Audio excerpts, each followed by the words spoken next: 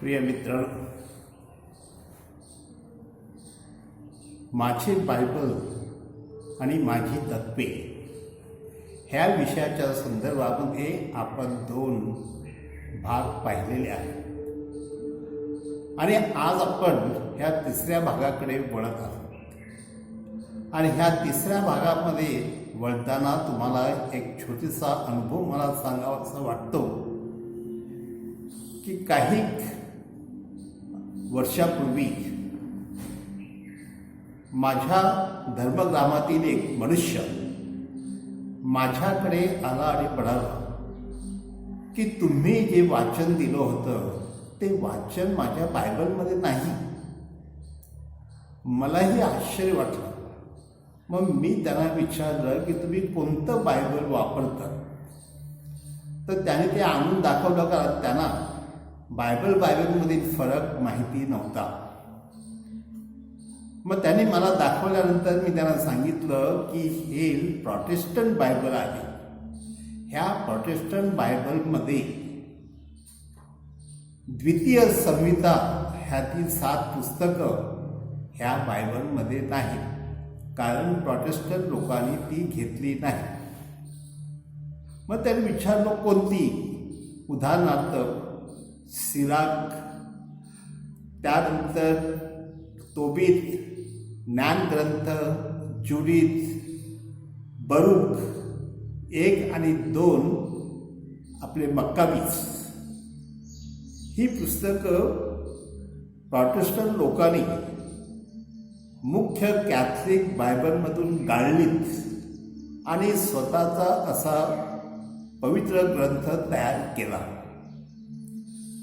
आणि त्या संदर्भामध्ये त्यांनी कॅथलिक सभेवरती 7 आरोप केलेले आहेत.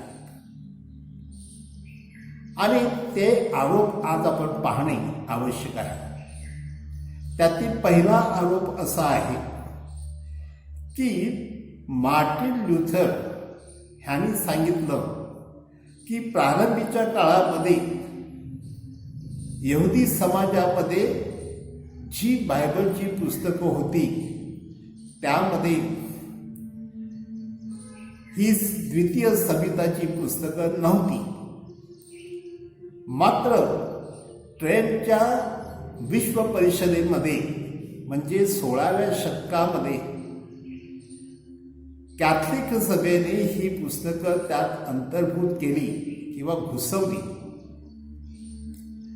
माझ्या प्रिय बंधू भगिनींनो, हा जो आरोप आहे त्याला मूळ नाही. कारण ट्रेंटच्या 16व्या शतकातील विश्वव्यापी ख्रिस्त सभेतील परिषदेमध्ये विषय होता फक्त प्रोटेस्टंट लोकांनी जे काही कॅथलिक सभेवरती आरोप केले होते त्या संदर्भातच,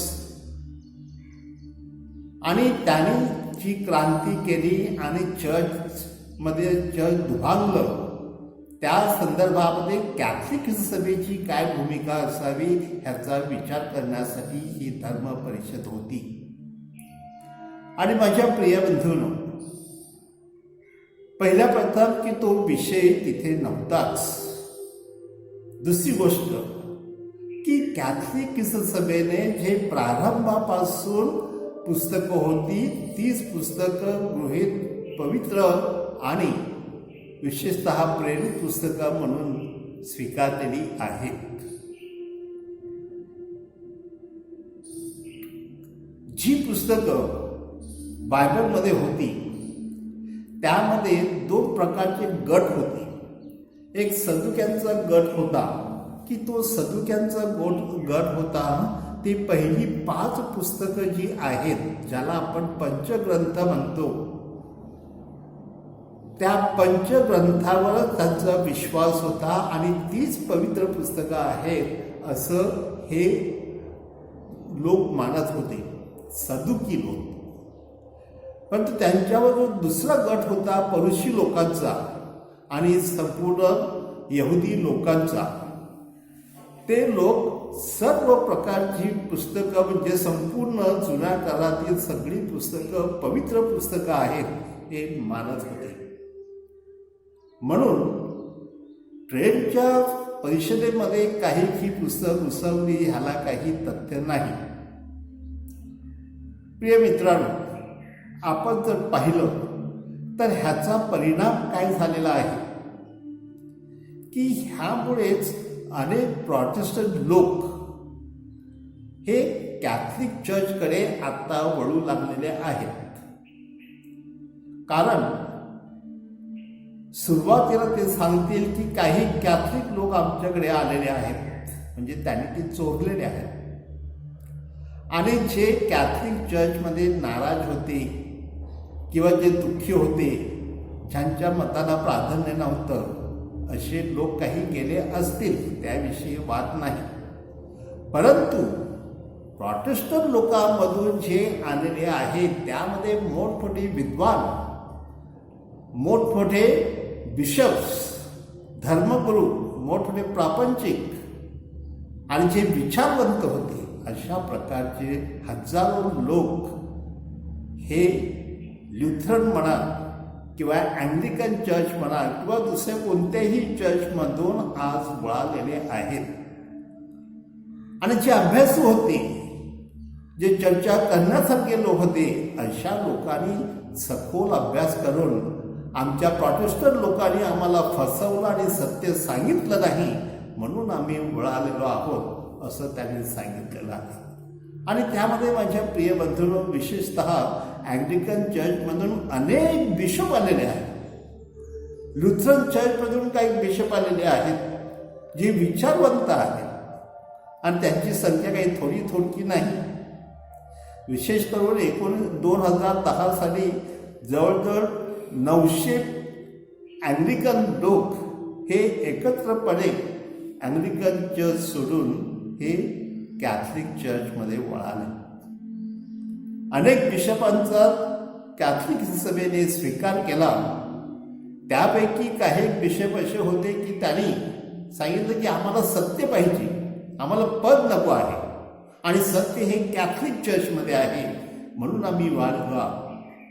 आणि प्रिय मित्रांनो, त्यामध्ये असं आपल्याला दिसून येईल की काही, उदाहरणार्थ जोसेफ जॅक्सन हे जे लुथरन बिशप होते, ते लुथरन बिशप जवळजवळ 8 वर्ष हे प्रापंचिक राहिले.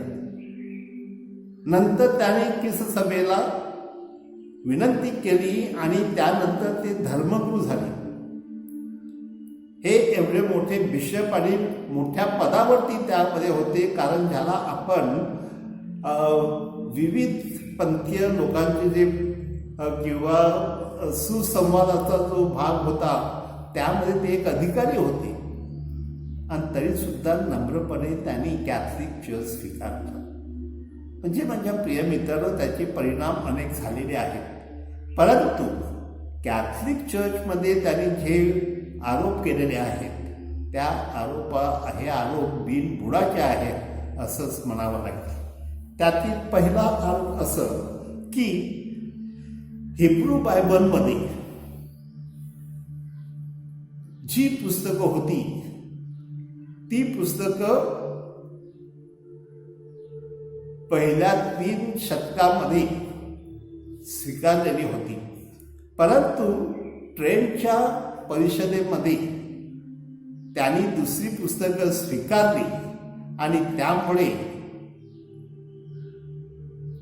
आम्ही हा कॅथलिक चर्च सोडलो. माझ्या प्रिय मित्रांनो,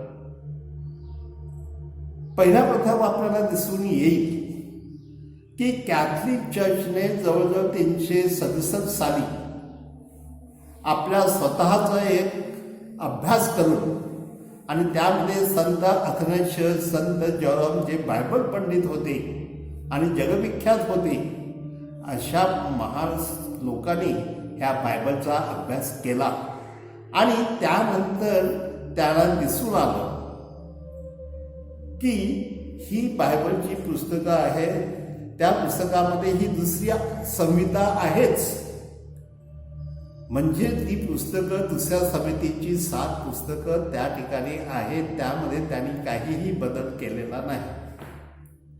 त्यामुळे आणि तो इतिहास आजही आहे. म्हणून माझ्या प्रिय मित्रांनो, की विशेषतः येशूच्या काळामध्ये जे यहुदी वापरत होते तेच बायबल येशू आणि त्याचे शिष्य हे देखील वापरत होते. म्हणजे त्यांनी देखील कोणताही फरक यामध्ये केलेला नाही. आणि विशेषतः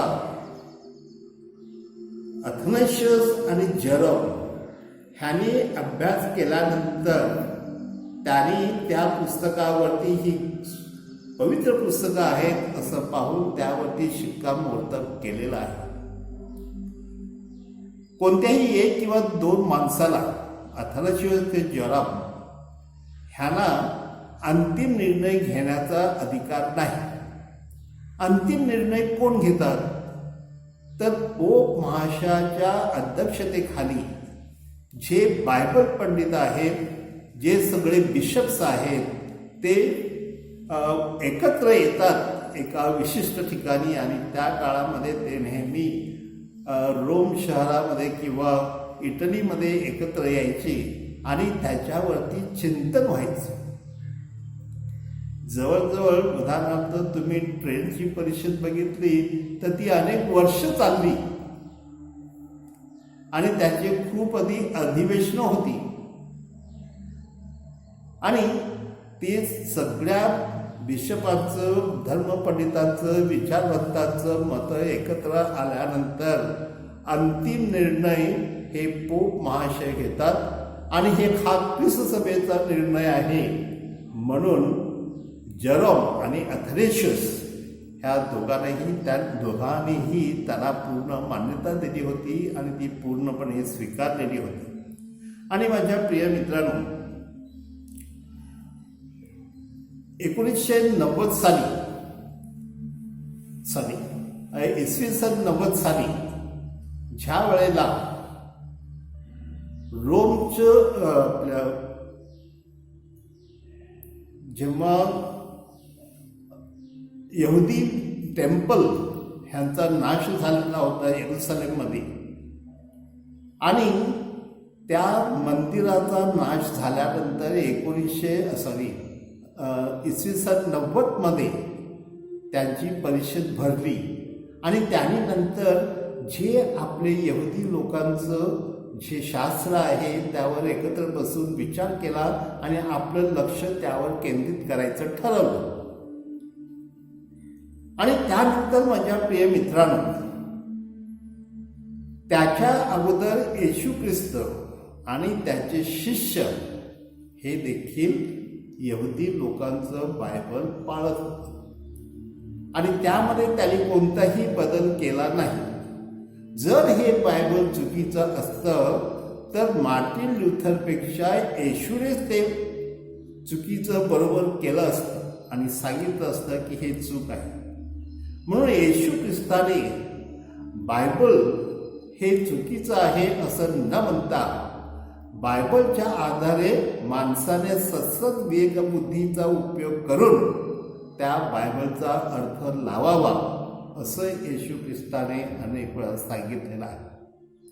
आणि म्हणून जेव्हा आपण बायबलमधील काही उदाहरणं पाहतो त्यावेळेला येशू ख्रिस्त आपल्याला सांगत आहे की ही पुस्तकं प्रकाशित झालेली आहेत, परंतु त्याचा अर्थ उदाहरणार्थ तुम्ही मत्तई 5:27 पासून पुढे बघा की बायबलची तत्व आहेत आणि बायबलच्या तत्वा आधारे त्याच्यामध्ये काही बदल त्या पुढच्या वाक्यामध्ये कसा केलेला आहे. उदाहरणार्थ व्यभिचाराच्या संदर्भामध्ये, खून करण्याच्या संदर्भामध्ये, खोटं बोलण्याच्या संदर्भामध्ये, तर ह्यामध्ये सतत विवेकबुद्धी वापरावी असं येशू ख्रिस्त आपल्याला सांगत आहे. आणि माझ्या प्रिय मित्रांनो, काही प्रसंगी येशू ख्रिस्ताने असंही दाखवलेलं आहे की जेव्हा येशू ख्रिस्ताला प्रश्न विचारण्यात आला की शब्बा दिवशी कार्य करणे योग्य नाही, मग येशूने सतत विवेकबुद्धी वापरली आणि त्यांना प्रश्न विचारला की एखाद्या माणसाला किंवा त्याच्या रोगाला बरे करणं योग्य की त्याला मरू देणे किंवा त्याला ठार मारणे योग्य. म्हणजे माणसाने सतत वास्तविक बुद्धी वापरली पाहिजे आणि त्याकडे येशू ख्रिस्ताचं लक्ष होतं. आणि म्हणून येशू ख्रिस्त आणि त्याचे शिष्य किंवा पहिल्या 7 वर्षामध्ये शिष्याने जे यहुदी बायबल होतं तेच पाळलं आणि त्या बायबलमध्ये दुसरी संहिता होती. मात्र ही दुसरी संहिता जी आहे ती ग्रीकमध्ये होती आणि दुसरं हिब्रूमध्ये होतं आणि हिब्रूमध्ये आहे ते त्याने स्वीकारलं. परंतु हे ग्रीकमध्ये आहे म्हणून स्वीकारायचं नाही म्हणजे ती चुकीचं आहे का? म्हणून हे जे आरोप केलेले आहेत तर मला तरी वाटतं की ते योग्य नाही. त्यानंतर माझ्या प्रिय मित्रांनो, त्या लोकांनी दुसरा एक आरोप केलेला आहे की येशूने आणि त्याच्या शिष्याने जुन्या करारातील अनेक संदर्भ वापरले, परंतु जी दुसरी संहिता आहे त्या पुस्तकातील संदर्भ मात्र वापरलेले नाही. ह्याचा अर्थ काय की हे 2 बाजूने चुकीचं ठरतं. पहिली गोष्ट म्हणजे काही अप्रेरित पुस्तकांचा संदर्भ नव्या करारामध्ये आला आहे. उदाहरणार्थ इनॉक आणि मोशेचं स्वर्गनयन हे आपल्याला संत जूडच्या पत्रामध्ये आपल्याला दिसून येते. उदाहरणार्थ अध्याय 1, 9 ते 14. परंतु माझ्या प्रिय मित्रांनो, त्याच्याही पुढे आपण गेलं तर यशाचे स्वर्गनयन हे हिब्रू पुस्तकामध्ये म्हणजेच अध्याय 11-27 मध्ये त्याची नोंद आहे. आणि माझ्या प्रिय मित्रांनो, असे जे अनेक संदर्भ आहेत किंवा काही लेखक आणि कवी आहेत की जे उदाहरणार्थ एपिमिडियनस, मनोंडर, उदारदिस ह्यांचे जे संदर्भ आहेत ते करंथीकरास पहिल्या पत्रामध्ये किंवा तितास ह्या पत्रामध्ये मधून घेतलेले असतील, मग ते प्रेरित नाहीत का?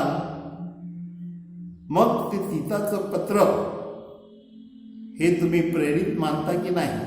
एक करंथीकरास पत्र तुम्ही प्रेरित मानतात की नाही? मग तुम्ही ते कसे मान्य करता हा प्रश्न उद्भवतो. जर हे संदर्भ असतील तरच ती प्रेरित पुस्तकं आणि नसतील तर ती प्रेरित पुस्तकं नाहीत का? मग अनेक अशी बायबलची पुस्तकं आहेत की त्या पुस्तकातून येशूने किंवा त्याच्या शिष्याने काही संदर्भ वापरलेले नाहीत. उदाहरणार्थ उपदेशक, शलोमोनचे गीत किंवा एस्तेर किंवा ओबेद्या, सफनिया, शास्ते, 3 इतिहास, एझरा, नहेमिया किंवा शोकगीत, नहूम वगैरे पुस्तकातील संदर्भ हे येशू व शिष्याने किंवा तत्कालीन लेखकाने देखील नव्या करारात वापरलेले नाहीत. मग ती पुस्तकं पवित्र नाहीत का? प्रेरित नाहीत का? हा प्रश्न महत्त्वाचा आहे. आणि माझ्या प्रियबंधूंनो, त्यामुळं आपण हे पण लक्षात घेतलं पाहिजे की एक्लेसियास्टिकस किंवा एस्तेर 2 आणि 1 इतिहास ह्या पुस्तकांचा संदर्भ नव्या करारात असताना ती पवित्र पुस्तकं तुम्ही का मानत नाही? उदाहरणार्थ की प्रज्ञा ग्रंथ 2:12-20 हा संदर्भ आपल्याला मत्ते 27:42-43 ह्यामध्ये आलेला आहे असं दिसून येतं. मग आपण मत्तेचं पुस्तक का स्वीकारतो? किंवा हिब्रू 11:35 हा संदर्भ मक्काबीच्या दुसऱ्या पुस्तकामध्ये अध्याय 7 मधून आपल्याला आलेला आहे असं आपण पाहतो. येशू व त्याचे शिष्य आणि यहुदी सण जो असतो हनुखा, हा हनुखा शब्द, हनुखा हा सण देखील पाळलेला आहे.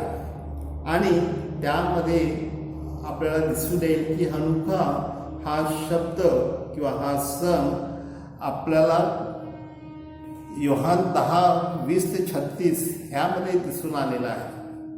मग आपण योहान हे पुस्तक पवित्र पाळतोच. ह्या दृष्टिकोनातून त्याचा संदर्भ जो 1 आणि 2 मक्काबीमधून आलेला आहे, त्यावरून आपल्याला दिसून येईल की प्रोटेस्टंट लोकांचं जे मत आहे ते ह्या ठिकाणी चूक ठरू शकते. आणि माझ्या प्रिय मित्रांनो, आपल्याला असंही दिसून येईल की त्याने जो तिसरा आरोप केलेला आहे, तो तिसरा आरोप आपल्याला सुद्धा बिनबुडाचा वाटतो. उदाहरणार्थ, त्यांचं म्हणणं आहे की द्वितीय संहितेत ऐतिहासिक, भौगोलिक आणि विशेषतः नैतिक चुका आहेत. आणि ह्या चुका जर आपण पाहिल्या तर ते असं त्याचं म्हणणं आहे की होलोफर्नेस हा जो राजा होता त्याचं मुंडकं कापण्यात आलं आणि त्याद्वारे इस्रायल समाजाचं तारण झालं किंवा त्यांना परमेश्वराने वाचवलं. हा जो प्रश्न आहे ह्या बाबतीत सुद्धा त्यांचं म्हणणं आहे की हे चुकीचं आहे. मग ते कॅथलिक चर्चने कसं स्वीकारलं? हो माझ्या प्रिय मित्रांनो, प्रोटेस्टंट पंथांनी जी पुस्तकं पवित्र मानली आहेत त्यामध्येही अशा चुका आहेत. उदाहरणार्थ, की उधळ्या पुत्राचा जो दाखला आहे, त्या उधळ्या पुत्राचा बाप, त्याला 2 मुलं होती. आता ह्याला ऐतिहासिक पुरावा नाही. मग ते तुम्ही लूकच्या शुभवर्तमानामध्ये कसं मान्य करतात हा प्रश्न निर्माण होतो. किंवा प्रभू येशू ख्रिस्ताने ज्या वेळेला भूगोल किंवा इतिहास किंवा नीती ह्या दृष्टीतून चुकीचं आहे हे लक्षात न घेता परमेश्वराची इच्छा काय आहे हे लक्षात घेण्यास सांगितलेलं आहे. आणि म्हणून नाथान संदेष्टाने जेव्हा दाविदाबरोबर संभाषण सुरू केलं आणि जी गोष्ट त्याला सांगितली ती देखील ऐतिहासिक गोष्ट नाही. म्हणजेच परंतु ती आपण बायबलमध्ये दाविदाच्या पुस्तकाबरोबर म्हणजेच राजांच्या पुस्तकाबरोबर आपण ती स्वीकारतो. म्हणजे ह्या गोष्टी ज्या चुकीच्या आहेत किंवा अनैतिक आहेत किंवा भौगोलिक नाहीत तर त्या आपण कसं स्वीकारतो हे सुद्धा लक्षात घेण्याची गरज आहे. माझ्या प्रिय मित्रांनो, जुडिथने इस्रायल लोकांचं संरक्षण करण्यासाठी परमेश्वराकडे प्रार्थना केली आणि परमेश्वराने तिची प्रार्थना ऐकली आणि त्याप्रमाणे घटना घडली. ह्यावर असं आपण समजून नये की ह्या गोष्टी ऐतिहासिक नाही किंवा भौगोलिक नाही किंवा नैतिक नाहीत म्हणून आपण त्या वगळाव्या असं हे मान्य होत नाही. माझ्या प्रिय मित्रांनो, हे सुद्धा आपण लक्षात घेतलं पाहिजे की ज्या वेळेला मोशेच्या आईने त्या बाळाला लपवण्याचा प्रयत्न केला म्हणजे तिने देखील खोटं सांगितलं, मग तरीसुद्धा आपण ते प्रेरित पुस्तक आहे असं आपण मान्य करतो आणि त्याला आपण प्राधान्य देतो. मग त्या दृष्टिकोनातून आपल्या लक्षात आलं पाहिजे की अशी बायबलमध्ये अनेक उदाहरणं आहेत की ज्या उदाहरणाद्वारे आपल्याला जे वाटतं चुकीचं आहे परंतु परमेश्वराने, उदाहरणार्थ मला असं वाटतं की याकोबाने त्याच्या भावाला फसवलं आणि तरी देखील परमेश्वराने याकोबला निवडलं आणि याकोबाद्वारे इस्रायली समाज निर्माण झाला. त्याचं नावही परमेश्वराने इस्रायल ठेवलं. म्हणजेच परमेश्वर काय करू शकतो हे आपण विचारू शकत नाही. त्या दृष्टिकोनातून हे त्यांचं विधान खरोखर योग्य नाही असं मला तरी वाटतं. त्यानंतर एक चौथा आरोप केलेला आहे की द्वितीय संहितेतील ही पुस्तकं स्वतःच सांगत आहेत की ती प्रेरित नाही. माझ्या प्रिय मित्रांनो, ती प्रेरित नसती तर त्या काळच्या ह्या विचारवंतांनी, बायबल तज्ज्ञांनी किंवा ज्याला आपण धर्मपंडित म्हणतो त्यांनी ती स्वीकारली नसती. उदाहरणार्थ सिराक हे पुस्तक लेखकाचा नातू भाषांतर करीत असताना म्हणतो की हे कठीण आहे, हे भाषांतर करणं फार कठीण आहे, हे माझ्यासारख्या माणसाला जमणंही शक्य नाही. आणि म्हणून ते आपण पुस्तक पवित्र मानावं की नाही, पण हे पुस्तक महत्त्वाचे आहे. त्यामुळे पापाची क्षमा ह्यावर देखील परमेश्वराचं वरदान आपल्याला प्राप्त होते असंही या पुस्तकामध्ये सांगितलेलं आहे. विशेषतः 2 मक्काबी हे पुस्तक म्हणतं की हे किती कठीण आहे लिहिणं, आणि शेवटी मी माझी कथा इथे संपवतो अशा प्रकारची विधानं असल्या कारणाने आपण सांगू शकत नाही की हे पुस्तक स्वतः सांगते की ते प्रेरित नाही. इथे प्रत्यक्ष लेखकांच्या समोर असलेले प्रश्न त्यांनी मांडलेले आहेत, कारण हा एक दैवी प्रश्न आहे. एखादं पुस्तक पवित्र मानणं हा देवाचा हक्क आहे, कारण त्यामध्ये पवित्र आत्मा आहे. मग ते लिहिणं किती कठीण आहे, म्हणजे ह्यामध्ये त्या माणसांचा नम्रपणा दिसून येतो. ते प्रेरित नाही असं नाही सांगितलेलं, म्हणून आपण त्याकडे लक्ष देणं आवश्यक आहे. मग प्रोटेस्टंट लोकांनी ही 7 पुस्तकं काढून टाकली आणि वरील गोष्टीत लेखकांचा कसा नम्रपणा दिसून येतो, त्यांचा मोठेपणा किती दिसून येतो की ह्या गोष्टीस मी पात्र नाही, आय एम नॉट वर्दी. आणि मला वाटतं की जेव्हा योहान बाप्तिस्ताने सुद्धा सांगितलं की येशूच्या पायाची दोरी म्हणजे चपलाची दोरी देखील सोडण्यास मी पात्र नाही, हा त्याचा मोठेपणा आहे, हा त्याचा नम्रपणा आहे. मग अशा गोष्टी आपण लक्षात घेऊन ह्या पुस्तकावरती लिहिणं आवश्यक आहे. म्हणून ही पुस्तकं पवित्र आहेत, ही तत्कालीन आणि आज जवळजवळ 2000 वर्षानंतर सुद्धा बायबल तज्ज्ञांनी मान्य केलेली आहेत. आणि जे प्रोटेस्टंट पंथ सोडलेले आहेत आणि त्या प्रोटेस्टंट पंथामध्ये जे बिशप्स होते ते देखील कॅथलिक चर्चमध्ये आल्यानंतर त्यांनी ते स्वीकारलेलं आहे. मग हे कसं खरं असू शकेल ह्यावर देखील आपण विचार करण्याची गरज आहे. म्हणजे माझ्या प्रिय मित्रांनो, संत पौलने करंथीकरास पत्रामध्ये तो सांगतो आहे की माझी प्रेरित पुस्तकं आहेत की नाही हे मला ठाऊक नाही. म्हणजे हा त्या माणसाचा मोठेपणा आहे, मी सांगू शकत नाही. आणि म्हणून त्याच्यावरून असं होत नाही की पौलची पुस्तकं प्रेरित नाहीत. मग अशी विधानं करताना आपण लक्षात घ्यायला पाहिजे की संत पौल जे सांगतोय तो त्याचा नम्रपणा आहे. पुढे तो म्हणतोय की प्रभू नव्हे तर मी बोलतो आहे, असंही त्याच्या पुस्तकात विधान आलेलं आहे. मग त्याचा अर्थ असा का की ते पुस्तक प्रेरित नाही? म्हणजे काही गोष्टी त्याने लिहिलेल्या आहेत, परंतु कदाचित पवित्र आत्म्याने त्याला प्रेरणा दिलेली असेल. तो कदाचित थकला भागला असेल त्यावेळेला त्याने काय लिहिलं असेल, पण ते सुद्धा पवित्र आत्म्याच्या प्रेरणेने आहे असं आपण मानतो. आणि म्हणून ते पुस्तक पवित्र आहे हे देखील आपण स्वीकारतो. आणि माझ्या प्रिय मित्रांनो,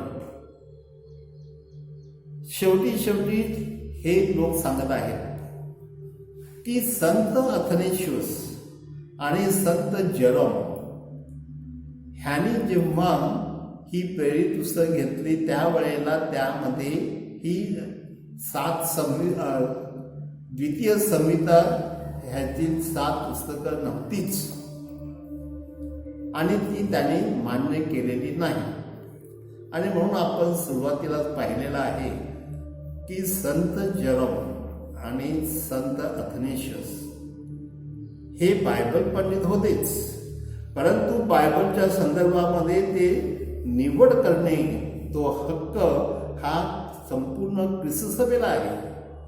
कारण शिकवणुकीचा हक्क ख्रिस्तसभेला दिलेला आहे, पेत्राला दिलेला आहे. म्हणून सगळे बिशप्स एकत्र येऊन त्यावर चिंतन मनन करून लोकांच्या हरकती लक्षात घेऊन त्यावर आलेले लोकांचे प्रश्नही लक्षात घेऊन विचार करतात आणि शेवटी अंतिम निर्णय घेतात. आणि म्हणून माझ्या प्रियमित्रांनो, आरंभीचे जे चर्चचे धर्मपंडित होते त्यात अथनाशियस आणि जेरोशियम ह्या धर्मपंडितांची नावं प्रामुख्याने सांगितली जात आहे. परंतु एक गोष्ट आपण लक्षात घेऊया की जागतिक पातळीवर एखादी परिषद भरवावी लागते, त्यावर साधक बाधक चर्चा होते. आजपर्यंत अनेक परिषदा भरलेल्या आहेत. व्हॅटिकन विश्व परिषदी 1 आणि 2 ह्या देखील भरलेल्या आहेत आणि त्या देखील अनेक वेळेला चाललेल्या आहेत. आणि म्हणून कधीकधी एक परिषद एक पोप सुरू करतात, त्यानंतर दुसरे पोप येतात आणि ते पुढे चालू ठेवतात, कारण मधल्या काळामध्ये ते पोप मरण पावतात. म्हणून काही वर्ष ही परिषद चालू शकते. तर अशा ह्या परिषदामध्ये खूप मोठे निर्णय लागले जातात आणि त्यासाठी बरीच चर्चा होते आणि जे योग्य तेच लक्षात घेतलं जातं. आणि म्हणून माझ्या प्रिय मित्रांनो, एक आपण गोष्ट लक्षात घेऊया की धर्मपंडितांनी एकत्र आल्यानंतर त्यामध्ये जे पहिल्या 4 शतकामध्ये जे धर्मपंडित होते आणि संपूर्ण जगातले ते लोक एकत्र आलेले आहेत आणि त्यांनी ह्याच्यावरती विचार करून आपले मत मांडले आहेत. आणि म्हणून आपण असं म्हणू शकत नाही की अथनाशियस आणि जेरॉम ह्यांनी ही पुस्तकं स्वीकारली नाहीत. त्यांनी तर स्वीकारलीच आणि स्वीकारल्याचा शिक्कामोर्तबही केलाच, परंतु नुसते काही गोष्टी चुकीच्या सांगून लोकांना भडकावणे आणि चर्चची दुही माजवणे हे योग्य नाही आहे. माझ्या प्रिय मित्रांनो, आज आपण लक्षात घेतलं तर आपल्याला दिसून येईल की ह्या सगळ्या गोष्टी घडत असताना प्रॉटेस्टंट पंथीयांनी जे आपण दानियलचं पुस्तक आहे आणि जे एस्तेरचं पुस्तक आहे त्यातील देखील बराचसा भाग गाळलेला आहे असं आपल्याला दिसून येईल. म्हणजे ही 7 पुस्तकं ती त्यांनी गाळली पूर्णपणे, पण ह्या 2 पुस्तकातील देखील मोठा भाग त्यांनी गाळलेला आहे हे आपल्याला दिसून येईल. आणि ते देखील योग्य नाही आणि कॅथलिक चर्च ते स्वीकारत नाही. पण एवढंच काय, संत जेम्सच्या पुस्तकावर देखील कुऱ्हाड मारण्याचा प्रयत्न केला, कारण संत जेम्सचं पुस्तक हे संत पौलाच्या विरुद्ध आहे असं त्यांचं मत पडलं. कारण संत पौलने सांगितलं होतं की तुमचा जर येशूवर विश्वास असेल आणि येशूला तुम्ही प्रभू मानलं तर तुमचं तारण होईल. आणि संत जेम्स सांगतो आहे की नुसता विश्वास पुरेसा नाही, तर त्या विश्वासाला कृतीची जोड हवी.